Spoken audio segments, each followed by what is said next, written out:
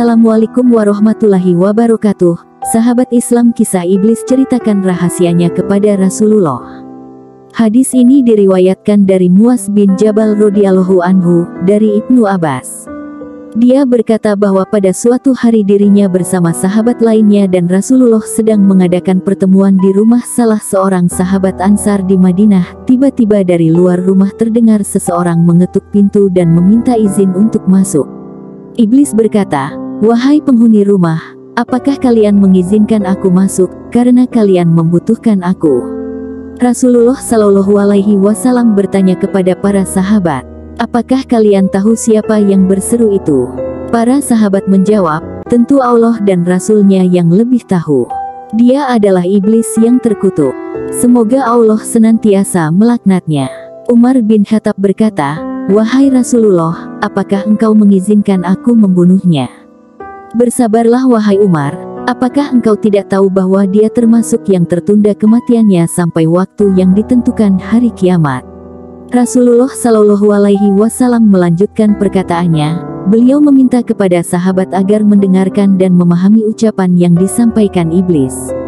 Setelah pintu dibuka, masuklah iblis di tengah-tengah majelis tersebut. Rupa iblis terlihat sangat mengerikan. Dia adalah sosok tua dengan mata buta sebelah serta memiliki janggut sebanyak 7 helai dan menyerupai rambut kuda. Kedua kelopak matanya terbelah dan memanjang ke atas. Kepalanya seperti kepala gajah yang sangat besar, gigi taringnya memanjang keluar seperti taring babi, dan kedua bibirnya seperti bibir macan.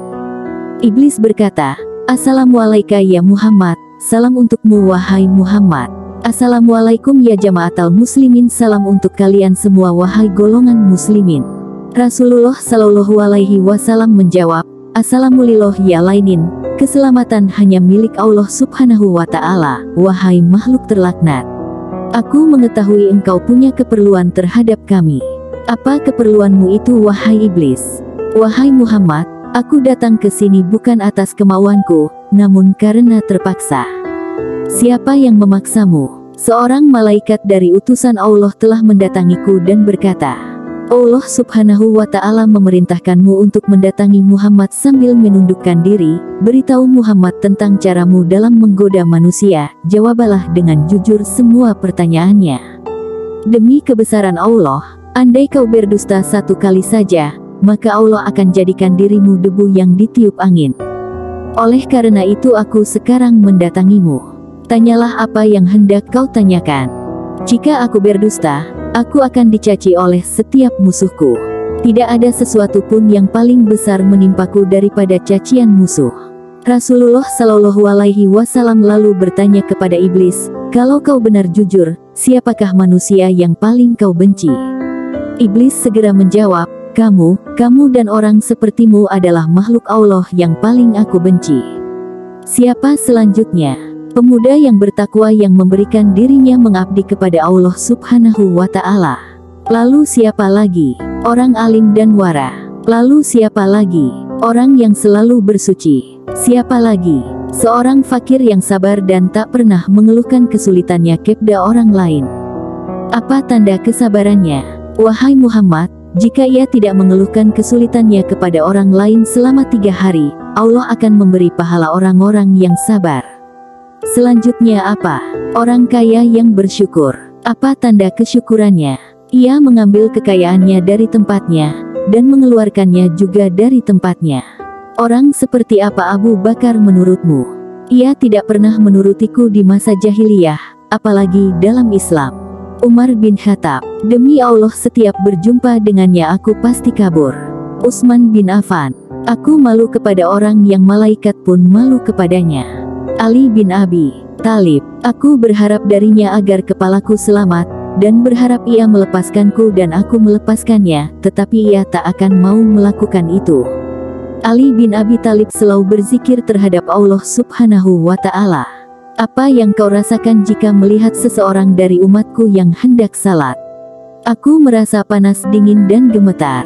"Kenapa?" "Sebab setiap seorang hamba bersujud 1 kali kepada Allah, Allah mengangkatnya 1 derajat. Jika seorang umatku berpuasa, tubuhku terasa terikat hingga ia berbuka. Jika ia berhaji, aku seperti orang gila. Jika ia membaca Al-Quran, aku merasa meleleh laksana timah di atas api. Jika ia bersedekah, itu sama saja orang tersebut membelah tubuhku dengan gergaji. Mengapa bisa begitu? Sebab dalam sedekah ada 4 keuntungan baginya, yaitu keberkahan dalam hartanya, hidupnya disukai. Sedekah itu kelak akan menjadi hijab antara dirinya dengan api neraka dan segala macam musibah akan terhalau dari dirinya. Apa yang dapat mematahkan pinggangmu? Suara kuda perang di jalan Allah. Apa yang dapat melelehkan tubuhmu? Taubat orang yang bertaubat. Apa yang dapat membakar hatimu? Istighfar di waktu siang dan malam. Apa yang dapat mencoreng wajahmu? Sedekah yang diam-diam. Apa yang dapat menusuk matamu? Salat fajar. Apa yang dapat memukul kepalamu? Salat berjamaah. Apa yang paling mengganggumu? Majelis para ulama. Bagaimana cara makanmu? Dengan tangan kiri dan jariku. Di manakah kau menaungi anak-anakmu di musim panas? Di bawah kuku manusia. Manusia yang menjadi teman iblis. Nabi lalu bertanya, siapa temanmu wahai iblis? Pemakan riba. Siapa sahabatmu? Pezina. Siapa teman tidurmu? Pemabuk. Siapa tamumu? Pencuri.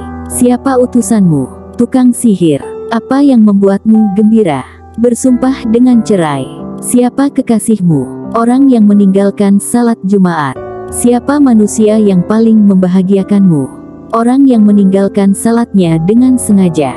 Semoga dengan mengetahui ini, kita sebagai umat Nabi Muhammad SAW selalu membekali diri dengan iman, melakukan amalan yang membuat iblis menjadi lemah, menjauhi hal-hal yang diinginkan makhluk terlaknat tersebut. Allah lah Maha Pemilik ilmu pengetahuan.